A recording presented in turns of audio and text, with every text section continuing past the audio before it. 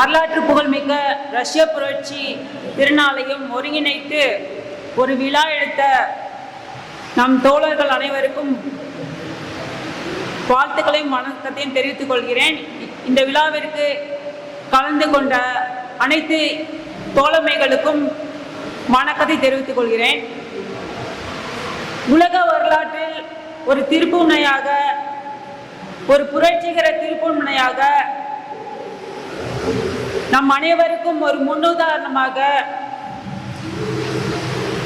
பாட்டாளி மக்களை வழிநடத்தும் ஒரு கலங்கரை விளக்கமாக 1917ஆம் ஆண்டு நவம்பர் 7ஆம் தேதி அன்று புரட்சி தலைவர் லெனின் அவர்களது தலைமையில் பாட்டாளி மக்களுக்கான ஒரு அரசு அமைக்கப்பட்டது. அந்த சோவியத் ரஷ்யாவின் சாதனைகள் அளப்பரியது. அது எண்ணிலடங்காத சாதனைகள் இருக்கு. அந்த சாதனைகள் இன்று வரை வளர்ந்த முதலாளித்துவ நாடுகளால் முறியடிக்கப்படவே இல்லை என்பதுதான் முக்கியமான விஷயம். இப்ப சோவியத் ரஷ்யா வீழ்ச்சி அடைந்து 35 ஆண்டுகள் ஆகிவிட்டது. ஆனா இன்னும் கூட இப்ப நம் சோவியத் ரஷ்யாவையும் அன்றிருந்த சோவியத் ரஷ்யாவில் எட்டப்பட்ட இலக்குகளையும் இன்றுள்ள வளர்ந்த முதலாளித்துவ நாடான அமெரிக்காவையும் ஒப்பீடு செய்து பார்த்தோமானால் சோவியத் ரஷ்யா பல மடங்கு முன்னேறி இருக்கிறது. பல விதங்களில் ஒரு மேம்பட்ட சமூகமாக இருக்கிறது. உழைப்பு சுரண்டலை முடிவுக்கு கொண்டு வந்தது சோவியத் ரஷ்யா. அங்கு வறுமை, பட்டினி எல்லாத்துக்கும் முற்றுப்புள்ளி வைக்கப்பட்டது. உணவு, அனைவருக்குமான உணவு, வேலைவாய்ப்பு எல்லாம், வேலைவாய்ப்பு, பெண் விடுதலைக்கான அனைத்து வாய்ப்புகளும் கொடுக்கப்பட்டது. வீட்டு வசதிகள், அது மாதிரி எல்லா பொது சேவைகளும் எல்லா மக்களுக்கும் அளிக்கப்பட்டது. இது என்னன்னா அவங்களோட உழைப்பு ஊதியம் இருக்கு இல்லையா, அந்த உழைப்பு ஊதியத்துல ஒரு 5-7% இந்த வீட்டு வசதிக்கான கட்டணம், இறுதி மற்ற பொது சேவைகளுக்கான கட்டணம் அதிலே நிறைவு செய்ய முடிஞ்சது. இந்த சோவியத் ரஷ்யாவின் சமூக நிலை இப்படி இருந்தது. இன்னைக்குள்ள அமெரிக்காவை நம்ம இதோட ஒப்பிட்டு பார்ப்போம். அமெரிக்கா, அதாவது உலக அளவில் ஏகாதிபத்தியத்தின் தலைமை நாடாக அமெரிக்கா இருக்கிறது. முதலாளித்துவத்தால் வறுமையை ஒழித்து கட்ட முடியவில்லை. வறுமை மேலும் மேலும் அதிகரித்து கொண்டு வருகிறது. வேலை வாய்ப்பு அனைவருக்கும் கொடுக்க முடியவில்லை. இப்ப நம்ம ஊர்ல எல்லாம் பவர் ஷட் டவுன் கேள்விப்பட்டிருப்போம், கரண்ட் இருக்காது. அமெரிக்காவில் கவர்மெண்ட் ஷட் டவுன், இது கேலிக்குத்தா இருக்கு. 2 மாசமாக கவர்மெண்ட் ஷட் டவுன். அங்கே 4.2 கோடி மக்கள் ஃபுட் ஸ்டாம்ப் அப்படிங்கிற நம்பிதான் இருக்காங்க. நியூட்ரிஷனல் சப்ளிமெண்ட் அசிஸ்டன்ட் ப்ரோக்ராம்னு இருக்கு. அதன்படி அவங்களுக்கு உணவு பாதுகாப்பு இல்லை. உணவுக்காக அவங்க ஃபுட் ஸ்டாம்ப் கிடைச்சாதான் அவங்களுக்கு அடுத்த வேளை உணவு கிடைக்கும். ஆனா அதற்கான எந்த ஏற்பாட்டும் செய்யாமல் கவர்மெண்ட் ஷட் டவுன்னால 4.2 கோடி மக்களுக்கு உணவு கிடைக்காம தவிச்சுக்கிட்டு இருக்காங்க. அரசு ஊழியர்கள், ஆயிரக்கணக்கான அரசு ஊழியர்கள் வேலை போயிருமோங்கிற பதட்டத்துல இருக்காங்க. ஆனா ட்ரம்ப் என்ன பேசிட்டு இருக்காருன்னு பாத்தீங்கன்னா, அணுகுண்டு சோதனை, அணு ஆயுத சோதனை செய்யணும் அப்படிங்கிற பத்தி பேசிட்டு இருக்காரு. நீதிமன்றம் உத்தரவு பிறப்பிச்சிருக்கு. என்னன்னா இப்ப ஃபுட் ஸ்டாம்புக்கான உத்தரவு பிறப்பீங்க அப்படின்னு, அதெல்லாம் ஒரு கணக்குல எடுத்துக்கல. அடுத்தது பால்ரூம் எக்ஸ்டெண்ட் பண்றாங்களாம். இது மாதிரி தேவையில்லாத வேலைகளை தான் அமெரிக்க அரசு செஞ்சிட்டு இருக்கு. இது வரைக்கும் வேலை வாய்ப்பு எல்லாருக்கும் கொடுக்கப்படல. வேலையின்மை அமெரிக்காலையும் அதிகமா இருக்கு. அடுத்ததாக வீட்டு வசதி. அமெரிக்கால கோடிக்கணக்கான மக்கள் தெருவோரத்துல வாகனங்கள்ல வசிச்சுக்கிட்டு இருக்காங்க. இல்லை டென்ட், அது மாதிரி கூடாரம் போட்டு அது மாதிரி வசிச்சுக்கிட்டு இருக்காங்க. இதுதான் உலகின் முன்னேறிய, உலகின் மிகப்பெரிய முதலாளித்துவ நாடின் சாதனைன்னு சொன்னா, தெருவோரமா வீட்டு வசதி இல்லாம கஷ்டப்படுற மக்கள் தான் நம்ம சொல்ல முடியும். இங்கே சேரி இருக்க மாதிரி அங்கேயும் சேரி இருக்கு, அமெரிக்காலையும் சேரி இருக்கு. அப்படிதான் அது தெருவோரமா இருக்கு. அதன் பிறகு இந்த மாதிரி பணி பாதுகாப்பு கிடைக்கல. அமெரிக்க தொழிலாளர்களுக்கு பணி பாதுகாப்பு கிடைக்கல. ஆனா இது எல்லாமே சோவியத் யூனியன் சோவியத் ரஷ்யா மூலமாக எட்டப்பட்டது. 1928 இருந்து 5 ஆண்டு திட்டங்கள் கோல்ஸ் பிளான் தலைமையில எடுக்கப்பட்டது. அந்த முதல் 5 ஆண்டு திட்டத்தின் இலக்குகள் 4 ஆண்டுகளிலே நிறைவேற்றப்பட்டது. 13 ஆண்டுகள்ல வெறும் 13 ஆண்டுகள்ல விவசாய நாடாக இருந்த ரஷ்யா தொழில்மய வளர்ச்சி அடைந்த நாடாக மாற்றப்பட்டது. இண்டஸ்ட்ரியலைஸ்ட் நேஷனா மாற்றப்பட்டது. இது என்ன மாய மந்திரமான மற்ற முதலாளித்துவ நாடுகள் ஆட்சியை விடுறதுல இது நடந்துச்சு. இது மாயமும் இல்ல, மந்திரமும் இல்ல, கூட்டு உழைப்பினால் அடையப்பட்ட ஒரு விஷயமா தான் நம்ம அதை பார்க்கணும். 13 ஆண்டுகள்ல இண்டஸ்ட்ரியலைசேஷன் நடந்துருச்சு. 1928 இருந்து 1970 வரைக்கும் ஜிடிபி வளர்ச்சி தொடர்ந்து அதிகரிச்சுட்டு இருந்துச்சு. உலகின் ஃபாஸ்டஸ்ட் க்ரோயிங் எக்கனாமி ஜப்பானை தவிர்த்து பார்த்துட்டா உலகின் மிக அதிக வளர்ச்சி வெறும் நாடாக சோவியத் ரஷ்யா சாதனை படைச்சது. ஆனா 1970களில் ஒரு தேக்க நிலை காணப்பட்டது. அந்த தேக்க நிலை அது எதனாலனா வளர்ச்சி கொஞ்சம் குறைஞ்சிச்சு. அது எதனாலன்னு பாத்தீங்கன்னா ப்ரொடக்டிவிட்டி, அந்த உற்பத்தி திறனை மேலும் அதிகரிக்கிறதுல கொஞ்சம் ஒரு சிக்கல் இருந்தது. அதற்கான காரணங்களா பொருளாதார வல்லுநர்கள் என்ன சொல்றாங்க அப்படின்னு பாத்தீங்கன்னா, முதலாவதாக தொழில்நுட்பம் என்பது எதிர் முகாமில் இருந்தது, ஏகாதிபத்திய முகாம்.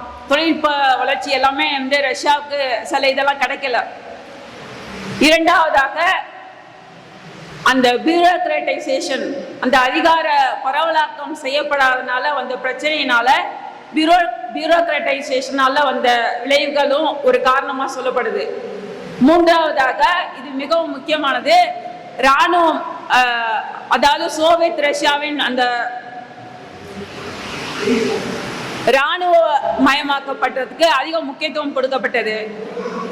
அணுகுண்டு, ஹைட்ரஜன் குண்டு, இந்த மாதிரி பல போர் தளவாடங்கள் வளர்ச்சிக்காக அதிக முக்கியத்துவம் கொடுத்ததும் பொருளாதார மக்களுக்கு தேவையான பொருளாதார வளர்ச்சியில பாதிப்பை ஏற்படுத்தியது.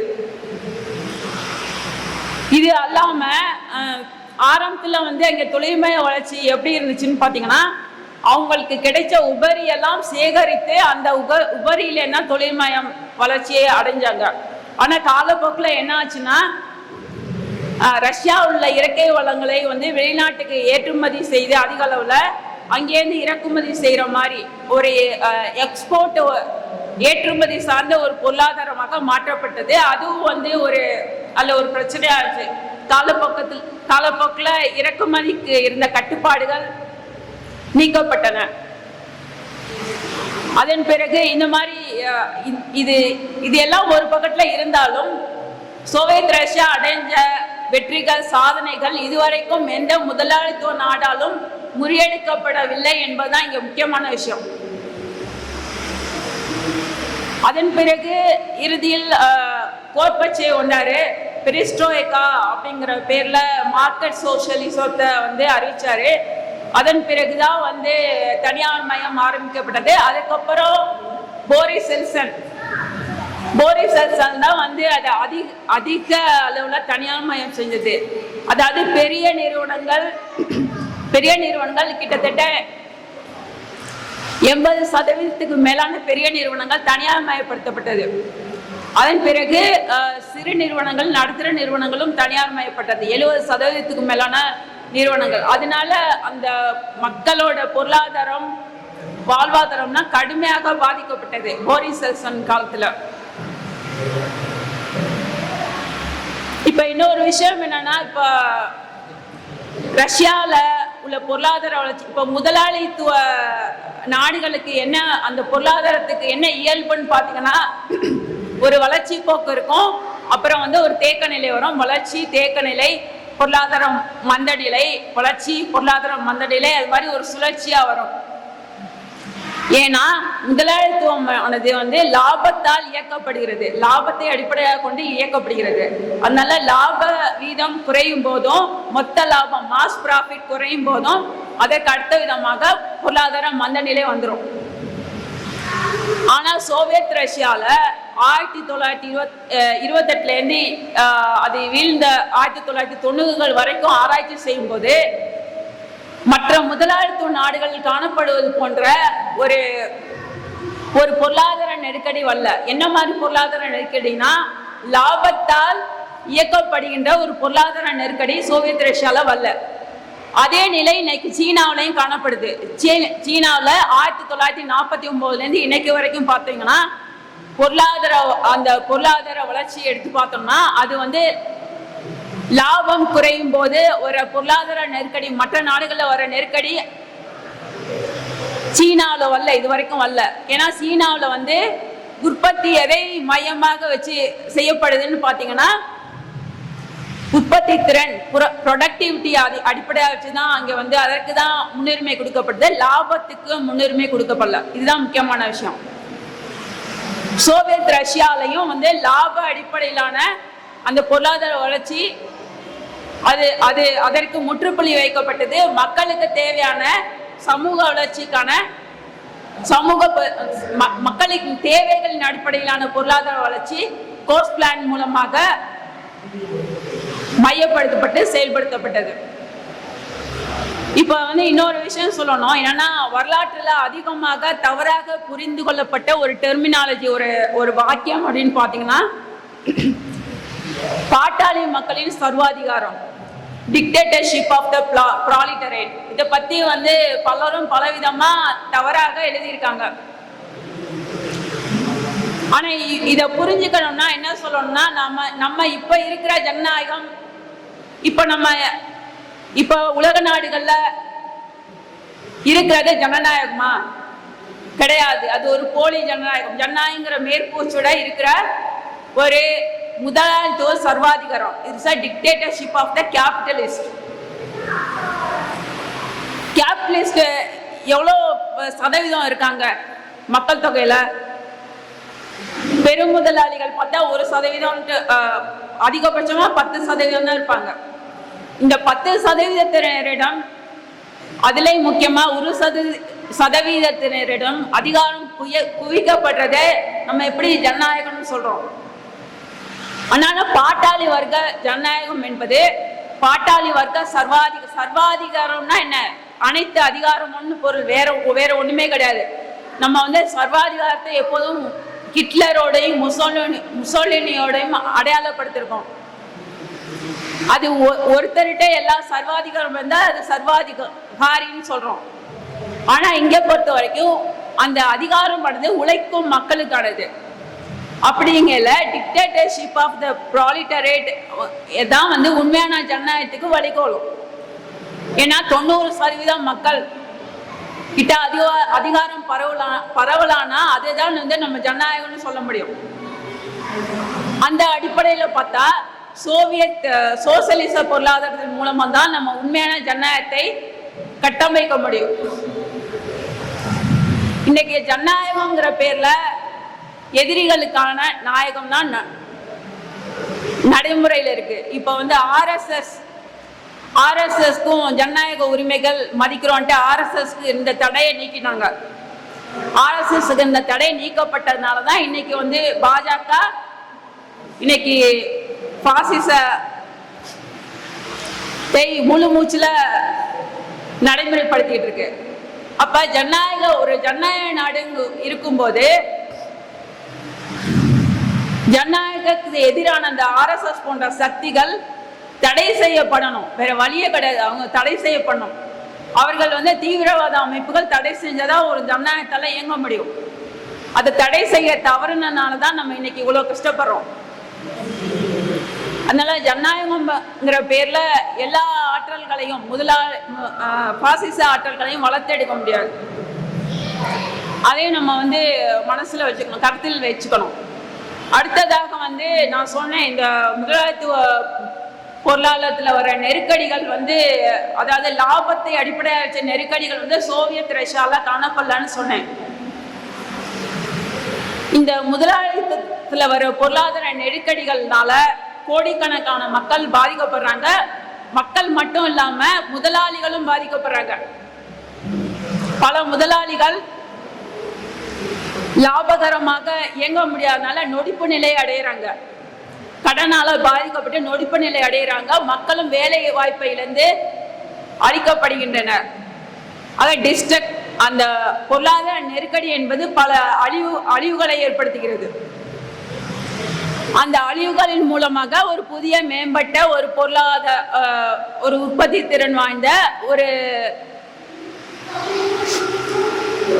அடுத்த மேம்பட்ட ஒரு தொழில் அமைப்புகள் ஊக்குவிக்கப்படுது.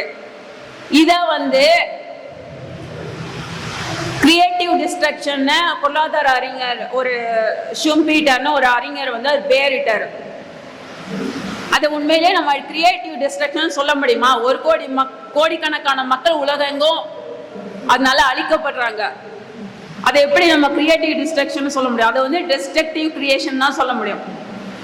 அது போல முதலாளித்துவம் தொடர்ந்து இயங்கணும்னா கோடிக்கணக்கான மக்கள் அழிக்கப்பட்டுக்கிட்டே இருக்கணும். அப்பதான் முதலாளித்துவம் தொடர்ந்து இயங்க முடியும். முதலாளித்துவத்தின் கன்ஸ்ட்ரக்டிவ் ஃபேஸ்னு ஒன்று இருந்துச்சு. அது மார்க்ஸ் காலத்திலே முடிஞ்சிருச்சு. இப்போ முதலாளித்துவம் பிற்போக்கு சக்திகளோட கையிணைஞ்சு தான் செயல்பட்டு இருக்கு. அதாவது இப்ப 1980களே இந்த வளர்ந்த நாடுகளோட லாபகரமான அந்த இது வீழ்ச்சி அடைஞ்சிருச்சு. அதனாலதான் அவங்க எம்என்சி பன்னாட்டு நிறுவனங்கள்னு வளரும் நாடுகளுக்கு எதுக்காக வர்றாங்கன்னா வளர்ந்த நாடுகள்ல லாப வீதம் குறைஞ்சனாலதான்.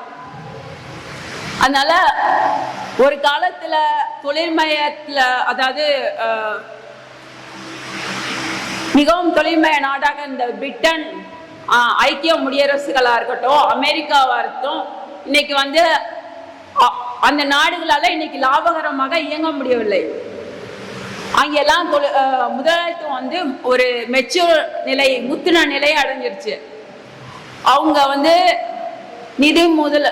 நிதி மூலதனங்கள் மூலமாகவும், அதாவது பன்னாட்டு நிறுவனங்கள், அதாவது வளரும் நாடுகளை, மற்ற நம்மை போன்ற மூன்றாம் உலக நாடுகளை சுரண்டிதான் அவங்களால அவங்களோட இதை பண்ணிக்க முடியும். அடுத்த ஆர்டிபிஷியல் இன்டெலிஜென்ஸ்ல இப்போ அதுலயும் ஒரு பூமை கொண்டு வந்திருக்காங்க, அதிகமா முதலீடு செஞ்சு. ஆனா மக்களால தான், உழைக்கும் மக்களால தான் உபரி மதிப்பை உருவாக்க முடியும். ஆர்டிபிஷியல் இன்டெலிஜென்ஸ்னால உபரி மதிப்பை உருவாக்க முடியாது. அதனால இது நீண்ட நாளத்துக்கு அமெரிக்காவை லாபகரமான போக்குல கொண்டு செல்லாது.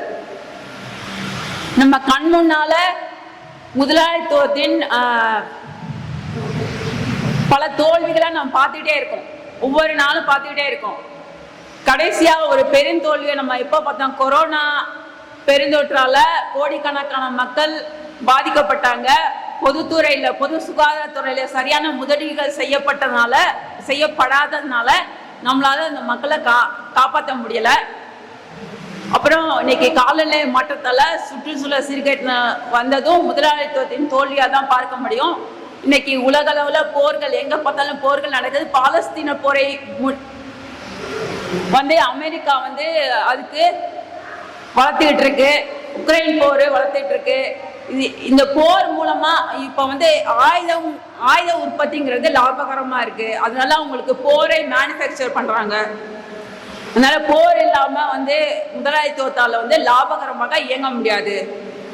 தொடர்ந்து முதலாளித்துவம் அதோட பொருளாதார மேம்பட்ட நிலை இழந்து விட்டாலும் கூட அது அவ்வளோ சீக்கிரத்துல அது விட்டு கொடுக்காது. நம்ம பாட்டாளி மக்களின், உழைக்கும் மக்களின் அரசியல் தலைமை வந்தாதான், அதை முறியடித்து வந்தாதான் நம்ம முதலாளித்துவத்துக்கு முற்றுப்புள்ளி வைக்க முடியும். அது வரைக்கும் இழுபறியா தான் போயிட்டு இருக்கோம். நம்ம இதனால பாதிக்கப்படுறவங்க கோடிக்கணக்கான மக்களா இருக்காங்க. இன்னொரு விஷயம், இந்த தேசிய இன உரிமைகள்ங்கிறதோ ஒரு சோசியலிச சமுதாயம். இப்ப யுஎஸ்எஸ்ஆர்ல தேசிய இன உரிமைகளுக்கு ஆரம்பத்துல அவை அதற்கான வாய்ப்பு கிடைத்தாலும் போக போக அது குறைந்து அதற்கான வெளி குறைந்து விட்டது. 1930களிலிருந்து மகா ரஷ்ய பேரினவாதம் தலை தூக்க ஆரம்பிச்சது. அதுவும் வந்து அந்த சோவியத் ரஷ்யா சிதறுன்றதுக்கு அதுவும் ஒரு காரணம். ஆக இங்க உள்ள இடதுசாரிகள் நம்ம தேசிய இன உரிமைகளையும் முக்கியத்துவம் கொடுக்க வேண்டிய ஒரு அவசியம் இருக்கு. அந்த அடிப்படையில இந்த ரெண்டையும் இணைத்தது வந்து ஒரு மிக முக்கியமான ஒரு நிகழ்வா நான் பார்க்கிறேன்.